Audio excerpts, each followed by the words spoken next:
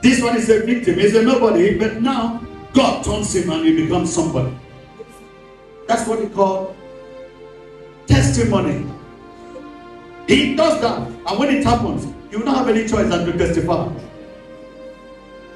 We saw in the book of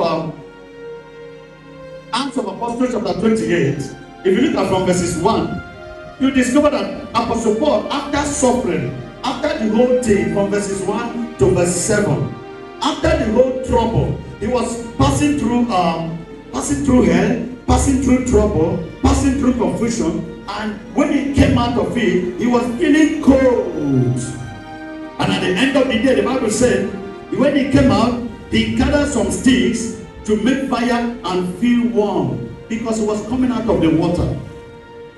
He did not die in the water, but when he gathered the stick and made fire, all of a sudden there was a python that came out and bit his hand. He looked at that python as a python. I am unstoppable. I have not finished my work. He shoot that python into the fire. Instead of Apostle Paul to die, the python died. The Bible said what? The people that gathered around, they were looking at him, and they said, this one now is a victim. He's going to die. Because they knew that anybody this python bites must die. When they waited for him to die, he did not die. The Bible said what? They changed their mind. What did they say in verse 8? Right? Verse 6. He said, now they were expecting that he should have swollen up or suddenly fallen down dead. But after watching a great while and seeing no harm come to him, they did what? They changed their mind and said that he was a god. Why did they change their mind? It is because they saw that he was a victim and about to die, but he did not die. Say to your neighbor, you shall not die. You shall not die. Hey, say to your neighbor, you shall not die. You shall not die. When he did not die, when he did not die, the Bible said they changed their mind. And they said, this one is not ordinary person. He is a God. I prophesy to somebody in the name of Jesus. In that business where others are failing, you will succeed. In that yard where others are crying, you will laugh.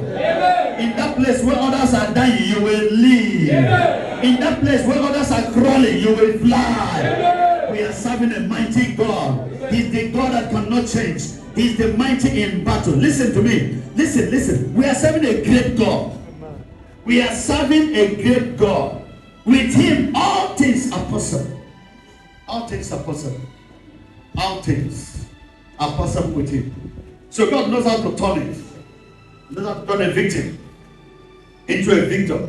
And the person becomes somebody. You become somebody very important. Then somebody we saw, we're going to talk about in the book of 2 Samuel chapter 9. In 2 Samuel chapter 9, we see somebody called Mephibosheth. So we name Mephibosheth. The name Mephibosheth means that shameful thing. It means what?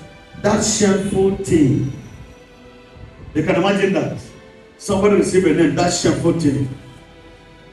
The situation was so bad. Listen, he was not born crippled, but because of situation, he became crippled. I don't know what situation has made you. Listen to me right now. We are serving a God who is able to turn you. Somebody is not there. I said, we are serving a God who is able to turn you around. He knows how to turn you. He knows how to restore you. He said in the book of Joel chapter 2 from verse 25, he said, I will restore back to you the years that the cankerworm have eaten. The years that demons have taken away from you. Every miracle that demons have taken away from you, he said it is coming back to you. Say to everybody, receive it back to yourself. Take back your miracle. Take back your blessing. Take back your connection. Take back your money. Take back your open doors. Shout amen like a thunder. Listen, there was a man called Mephibosheth. This man became crippled because of situation. And because of that crippleness, he was deposited in a place called Lodebar. Say with me, Lodebar. Lodebar is a place of low people. It's a place where low people are deposited. If you stay in Lodeba, nobody will know you. Nobody will ever see you. Your own case is over.